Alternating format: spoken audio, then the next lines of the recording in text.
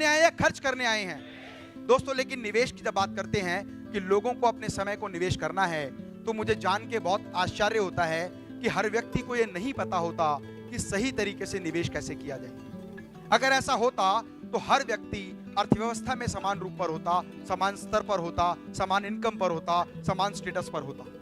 हर व्यक्ति अपने समय को बेहतरीन तरीके से निवेश करता है।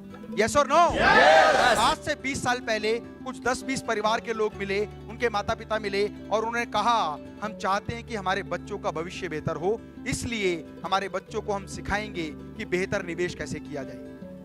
एक परिवार के पिता ने कहा, जो बहुत एक्सपीरियंस थे, बहुत एजुकेटेड थे, बहुत अनुभव था उनको जीवन का, तो उन्होंने कहा कि बेटा अपने जीवन में 20 वर्ष, हर व्यक्ति के पास 1-1 करोड़ रुपया था। उन्होंने कहा था 20 वर्ष के लिए पैसा बैंक में डिपॉजिट कर दो। आपको बैंक में डिपॉजिट करने के बाद एक अच्छा हैंडसम रेट ऑफ इंटरेस्ट आएगा और पैसे का कोई रिस्क भी नहीं होगा। और ऐसा ही हुआ, उस व्यक्ति ने निवेश कर दिया। दूसरे के पिता ने कहा बैंक में निवेश मत करना, इससे अच्छा तो एफडी कर देना, एफडी करोगे तो अच्छा रिटर्न आएगा। किसी दूसरे व्यक्ति के पिता ने कहा कि एफडी मत करना, अगर करना है तो इंश्योरेंस पॉलिसी में निवेश करना।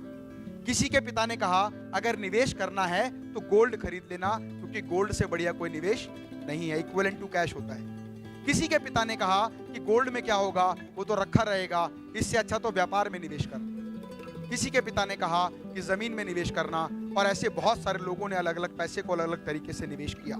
हर व्यक्ति ने अपनी योग्यता, अपनी गुणवत्ता, अपनी समझदारी, अपनी मानसिकता के अनुसार, अपने पास्ट परफॉर्मेंस के अनुसार अपने पैसे को निवेश किया। यस और नो? जब हर व्यक्ति ने निवेश किया तो हर 20 साल बाद जो रिजल्ट आया वो भी बिल्कुल डिफरेंट था। जिस व्यक्ति ने बैंक में निवेश किया उसका पैसा 20 साल में 1 करोड़ से बढ़कर लगभग 2.5 करोड़ रुपए हो गया, क्योंकि इकोनॉमी की जो ग्रोथ रेट है वो भी आगे बढ़ रही है। लेकिन 20 साल बाद जो वैल्यू 1 करोड़ की थी वो वैसे ही लगभग 2-2.25 करोड़ की हो गई। वास्तविकता में उस समय भी वो 1 करोड़ की प्रॉपर्टी नहीं खरीद पा रहा था, और आज भी 1.5-2.5 करोड़ की प्रॉपर्टी नहीं खरीद पा रहा है। इसका मतलब जैसे जैसे अर्थव्यवस्था आगे बढ़ती है, मुद्रास्फीति की दर आगे बढ़ती है, आपके पैसे की वैल्यू भी कम हो जाती है।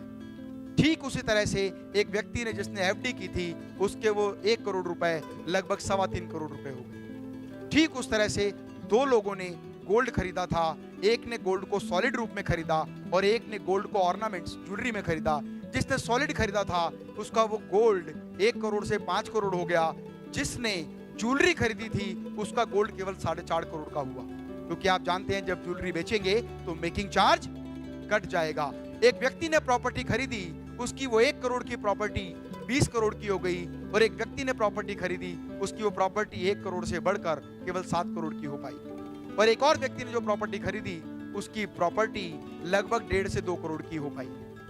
एक व्यक्ति जिसने शेयर में निवेश किया था उसके शेयर की कीमत बहुत अधिक बढ़ गई और वो लगभग बढ़ के 200 करोड़ के आसपास हो गई। एक व्यक्ति ने जब शेयर में निवेश किया था तो उसके शेयर की वैल्यू 0 हो गई, वो कंपनी बंद हो गई। लेकिन यहां देखा जाए तो हर व्यक्ति ने बेहतर तरीके से निवेश करने के सिद्धांत को अपनाया था। हर व्यक्ति ने अपने पैसे को अच्छी जगह निवेश किया था, लेकिन उसके बावजूद भी सभी के रिजल्ट अलग निकले। क्योंकि फ्रेंड्स, आप वर्तमान को तो डिसाइड कर सकते हैं, आप ये डिसाइड नहीं कर सकते कि भविष्य में उस चीज की कीमत क्या होगी।